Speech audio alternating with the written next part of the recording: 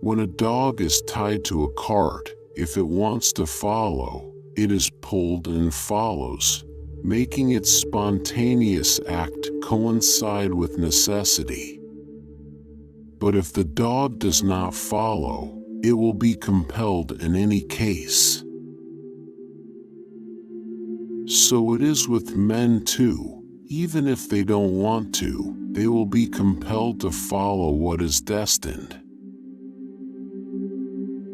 Although it is true that by fate all things are forced and linked by a necessary and dominant reason, nevertheless the character of our minds is subject to fate in a manner corresponding to their nature and quality.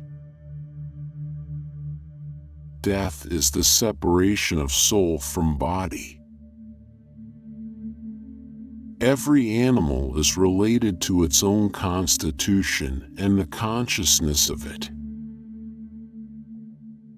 Fate is a sempiternal and unchangeable series and chain of things, rolling and unraveling itself through eternal sequences of cause and effect, of which it is composed and compounded.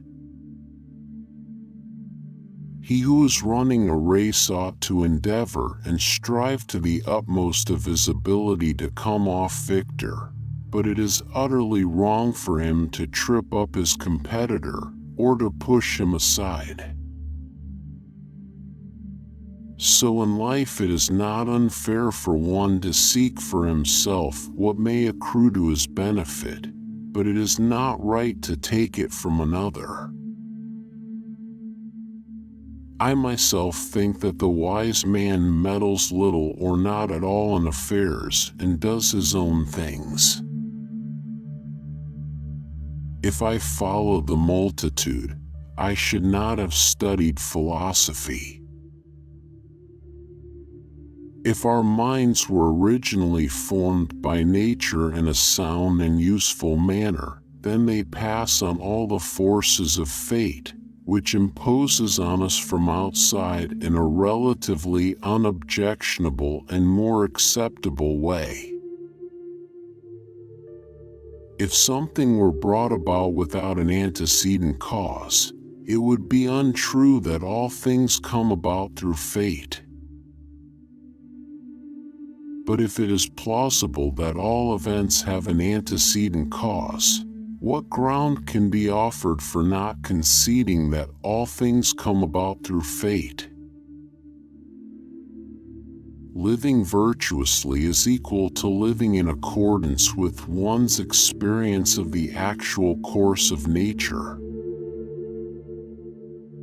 Of causes, some are complete and primary, others auxiliary and proximate. Hence, when we say that all things come about through fate by antecedent causes, we do not mean this to be understood as by complete and primary causes, but by auxiliary and proximate causes. The anchovy which is found in the sea at Athens, men despise on account of its abundance and say that it is a poor man's fish, but in other cities, they prize it above everything, even where it is far inferior to the Attic anchovy. The soul is joined to and is separated from the body. Therefore, the soul is corporeal. The universe itself is God and the universal outpouring of its soul.